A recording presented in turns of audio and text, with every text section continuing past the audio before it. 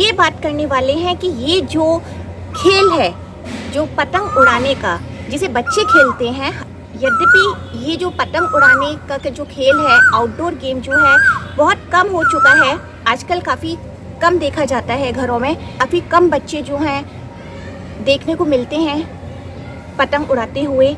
कभी था ऐसा ये जो पतंग उड़ाना है, जो बहुतायत में ये खेल बच्चों के द्वारा खेला जाता था, आज काफ़ी कम हो गया है, क्योंकि बच्चे जो हैं आजकल मोबाइल्स में ज़्यादा देखे जाते हैं। और जो बाकी के जो आउटडोर गेम्स हैं, मोस्टली जो हैं उन्हें बच्चे भी और कहीं ना कहीं पेरेंट्स भी बच्चों को शायद सेहत को ध्यान में रखते हुए उन्हें लगता है कि बच्चे बाहर जाएंगे तो कहीं ना कहीं बीमार ना हो जाएं, कहीं उन्हें धूप ना लग जाए, ऐसा सोच के जो है कहीं ना कहीं पेरेंट्स भी अवॉइड करते हैं, अपने बच्चों को ऐसे खेलों से दूर रखते हैं। आज की इस वीडियो में मैं आपको ये बात बताने जा रही हूँ कि आप यदि अपने बच्चों को इस तरीके के जो खेल हैं, वो केवल खेल ही नहीं है, उनसे आपके बच्चे का मानसिक विकास, शारीरिक विकास भी होता है। ये बहुत ज़रूरी है कि आप अपने बच्चों को ऐसे खेलों से दूर ना रखें। तो आज हम बात करेंगे किस तरह से ये जो पतंग का खेल है, पतंग उड़ाना जो है, वो किस तरीके से हेल्थ को अफेक्ट करता है, बच्चों के स्वास्थ्य के लिए, शारीरिक स्वास्थ्य और मानसिक स्वास्थ्य के लिए जो है काफ़ी मददगार साबित होता है। एक बात कही जाती है पतंग के लिए, जनरली आपने देखा कि पतंग जो है ख़राब हो चुकी है, फट चुकी है, अब ये जो है एक डस्टबिन में, कचरे के डब्बे में जाने लायक हो गई है, इसकी जो कंडीशन है।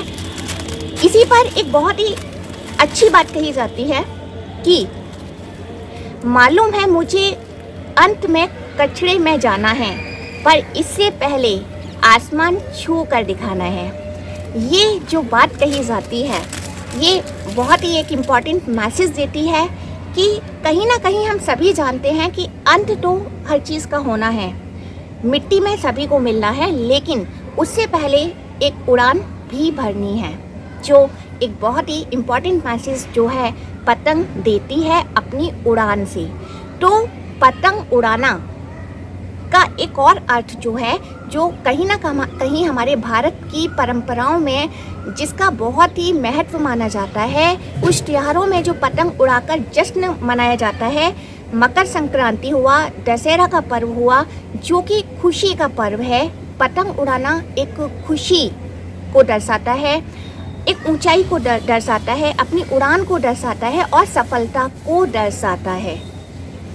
तो पहली चीज़ कि ये जो पतंग है, ये बहुत सारी ऐसी पॉजिटिवनेस से जुड़ी हुई है, तो बाकी की जो चीज़ें हैं वो भी इससे जो है पूरी तरीके से जो है वो पॉजिटिव ही है। चलिए अब ये बात करते हैं हम शारीरिक स्वास्थ्य की। जब पतंग उड़ाते हैं तो ये जो है बच्चों के लिए बहुत ज़्यादा एक अच्छी एक्सरसाइज का भी काम करती है। कैसे? सबसे जो इम्पॉर्टेंट चीज़ है कि पतंग उड़ाने में कंसंट्रेशन जो है वो अच्छा होता है, बच्चों की जो कंसंट्रेशन पावर है वो बढ़ती है। किस तरह से? जब पतंग उड़ाते हैं तो आपने देखा कि पतंग उड़ाते वक्त जो क्रिया होती है, जो प्रोसेस की होती है कि पतंग को उड़ाया जाता है आसमान की तरफ, नीचे से ऊपर की तरफ, और जिस तरह से वो जितनी ऊपर चली जाती है, जहाँ एक जगह वो ठहर जाती है, तो वहाँ जो है एक जो भी बच्चे जब इस प्रोसेस को करते हैं तो कहीं ना कहीं वो एक कंसंट्रेशन के साथ में उस प्रोसेस को करते हैं, उस खेल को खेलते हैं, तो पूरी तरीके से ये बच्चे की कंसंट्रेशन को इंक्रीज़ करता है। दूसरी चीज़, इसमें बहुत सारी फिज़िकल एक्टिविटी होती हैं, हाथ की एक्सरसाइज होती है। जब पतंग उड़ाई जाती है तो ये जो एरिया है, मीन्स जो हाथ का जो प्रोसेस है, ये बहुत मूव करता है, तो कहीं ना कहीं ये एक बहुत ही अच्छी एक्सरसाइज का भी काम करता है। दूसरी चीज़ ये है कि इसके साथ में और भी चीज़ें हैं, लाइक पतंग है, मांझा है, चरखी है, तो जो चरखी को पकड़ने वाला भी है साथ में, उसके साथ में भी जो हम कहते हैं सूक्ष्म क्रियाएं होती हैं, सूक्ष्म एक्सरसाइज होती हैं, सूक्ष्म व्यायाम जिसको कहा जाता है, वो भी होते हैं। मीन्स अगर किसी ने चरखी पकड़ी हुई है तो वो उसको इस तरीके से मूव करते हैं। तो ये जो प्रोसेस है, कहीं ना कहीं आपकी ये जो उंगलियों वाली जो प्रोसेस है वो ऑटोमेटिकली होती है। और यही प्रोसेस जब आप बाकी चीज़ें करते हैं, लाइक मोबाइल्स में अपना ज़्यादातर समय जब मोबाइल्स में देते हैं, तो ये जो चीज़ें आपको नेगेटिवली इफ़ेक्ट करती हैं। कहीं ना कहीं इनसे आपके हाथ दिक्कत होने के चांसेस होते हैं, आपकी मेमोरी भी लॉस होती है, आपके सर में दर्द होने जैसी प्रोसेस होती हैं। ये चीज़ें होती हैं जो नेगेटिव है। हालांकि मोबाइल एक इम्पॉर्टेंट चीज़ है, नो डाउट हमें बहुत कुछ सीखने को मिलता है। आज के टाइम में हम बच्चे जो हैं बहुत इंटेलिजेंट हो रहे हैं मोबाइल्स के थ्रू, लेकिन जहाँ वो एक तरफ मेंटली स्ट्रांग हो रहे हैं, इंटेलिजेंट उनकी बढ़ रही है, इंटेलिजेंसी पावर बढ़ रही है, उसके जस्ट अपोजिट उनकी जो फिज़िकल फिटनेस है, कहीं ना कहीं वो फिज़िकल फिटनेस से वो कमज़ोर भी हो रहे हैं। एक और जो बहुत बड़ा इम्पॉर्टेंट रोल जो ये पतंग उड़ाने में होता है वो ये है कि जब बच्चे अपने घर से बाहर जाते हैं, एक ओपन स्पेस में जाते हैं, वहाँ उन्हें भागने दौड़ने को मिलता है, उनकी फ़िज़िकल एक्टिविटी होती है, प्लस जो है उन्हें कहीं ना कहीं विटामिन डी भी मिलती है। वो अपने अंदर का जो इन्वायरमेंट है उससे थोड़ा दूर होके कहीं ना कहीं वो विटामिन डी, ऑक्सीजन, अगर आप सही टाइम पे कर रहे हैं, मींस मॉर्निंग में या इवनिंग के टाइम पर जब पतंग उड़ाना है, बच्चे इस खेल को खेलते हैं। और ये जो है आपकी फ़िज़िकल एक्टिविटी के लिए बहुत ही अच्छी है। पतंग उड़ाना जैसा खेल जो है वो बच्चों की हेल्थ के लिए बहुत ही फ़ायदेमंद होता है। फ़िज़िकल फिटनेस होती है इससे, क्योंकि हाथ मूव करते हैं बच्चे, जो है एक उड़ान भरने की जो क्रिया है, कहीं ना कहीं ये आपके मेंटल लेवल को भी अफेक्ट करता है। बच्चे जो है ऊंची उड़ान भरने मीन्स पतंग को ऊपर ले जा रहे हैं, आसमान की तरफ ले जा रहे हैं, मीन्स वो ना कहीं उनके एक माइंड लेवल को भी अफेक्ट करता है कि आपको क्या है अपनी पतंग को ऊपर ले जाना है। प्लस कभी कभी जब 2-4 पतंगें और भी होती हैं तो वो अपनी पतंग को बचाते हैं या एक दूसरे की पतंग को काट भी देते हैं। तो ये सारी चीज़ें हैं जो कहीं ना कहीं फिज़िकल के साथ में मेंटल लेवल को भी अफेक्ट करती हैं। ये एक बहुत ही महत्वपूर्ण खेल है जिसे पेरेंट्स को अपने बच्चों को प्रोत्साहित करना चाहिए कि वो कहीं ना कहीं पतंग उड़ाएं, क्योंकि इसमें ऐसा, और दोनों को ही कहीं ना कहीं हम देखते हैं कि ज़्यादातर जो लड़के हैं, बॉयज़ जो हैं, वही जो है पतंग उड़ाते हैं।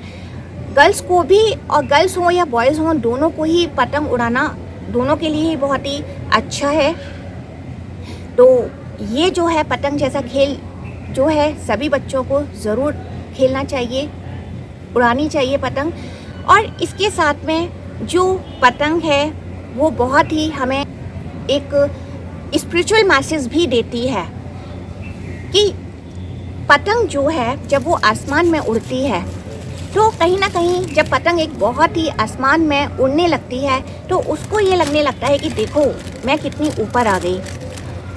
तब जो है जैसे ही उसकी जो डोर है जब वो खींचती है और वो नीचे आ जाती है, तब उसको इस बात का एहसास होता है कि उसकी जो उड़ान थी वो उसकी उड़ान जो है स्वयं की नहीं थी, खुद की उड़ान नहीं थी, कोई था जो उसको उड़ा रहा था, किसी के हाथों की डोर से बंधी हुई थी, कोई उसे उस उड़ान पर ले गया था। और फिर वापस से आने पर उसको इस बात का एहसास होता है कि वो किसी डोर से बंधी हुई है और जब वो कट जाती है तो वो ज़मीन पर आ जाती है। ये हमें एक बहुत आध्यात्मिक एक संदेश भी देती है कि इसी तरह से जिस तरीके से एक पतंग उड़ती है आसमान में, हम सभी जो हैं कभी कभी एक उड़ान पर जाते हैं, उड़ान भरते हैं, इंसान भी उड़ान भरते हैं, कभी नीचे आते हैं, कभी ऊपर जाते हैं। और हमें भी इस बात का कहीं ना कहीं एहसास होता है कि सभी जो हैं एक डोर से बंधे हुए हैं। हमें लगता है कि शायद हम जो हैं अपने ही बल पर उस ऊंचाई पर पहुंचे हैं, या गिर गए, हम सभी को जब हमारी उड़ान में भी जब फ़र्क आता है तो हम सब ये बात को एहसास करते हैं। कहीं ना कहीं इस पतंग की तरह हम भी किसी डोर से बंधे हुए हैं और किसी दूसरे के खेल के ही एक माध्यम हैं हम सभी। तो इसी के साथ में समाप्त करते हैं। नमस्कार।